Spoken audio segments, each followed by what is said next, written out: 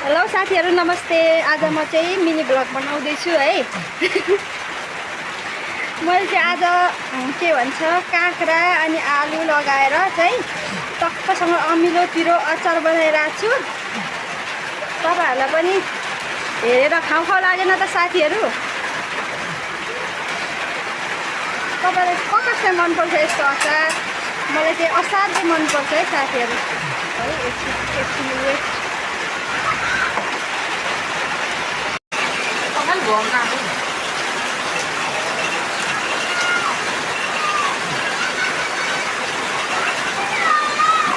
यही सुत्नु नि यही सुतेर बिहानै जान्छु। आजको हाम्रो रेसिपी चाहिँ यस्तै छ है साथीहरू। एकदम तिल कागज लगाएर टक्कसँगले वाउ हेर्दै खाऊ लाग्यो।